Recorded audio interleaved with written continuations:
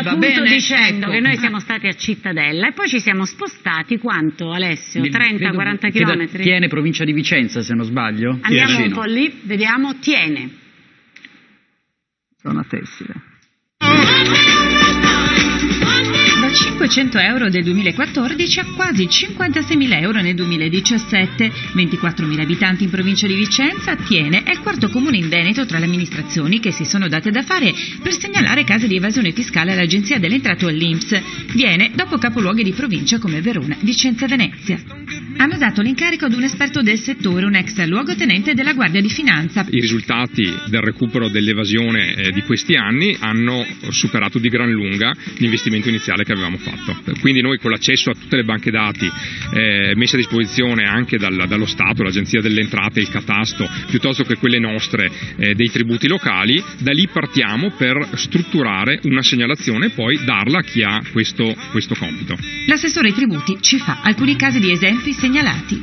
Alcuni ambulanti che erano completamente sconosciuti al fisco, molti affitti in nero, alcune aziende cinesi che c'erano state segnalate, naturalmente gli indicatori di ricchezza, che possono essere la dimensione della macchina o la dimensione di una villa, sono sicuramente di interesse, però non ci siamo concentrati su questo tipo di attività assolutamente.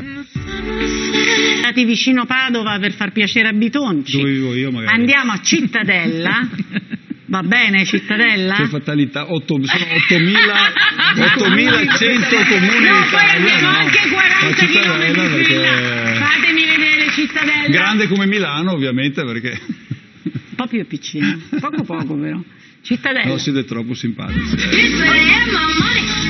Tra i comuni veneti grandi quanto Tiene c'è Cittadella in provincia di Padova con 20.000 abitanti. L'amministrazione guidata da un sindaco leghista non figura però nemmeno nella tabella stilata dalla CGIL perché non è mai stata sottoscritta la convenzione con l'Agenzia delle Entrate secondo decreto legislativo. I comuni in generale non hanno né le professionalità né il numero di dipendenti necessari per riuscire a tentare di fare una verifica fiscale sul territorio.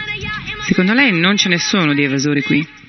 Ma probabilmente l'evasione ci sarà come in tutti i territori, probabilmente in alcune parti sarà anche un'evasione di sopravvivenza.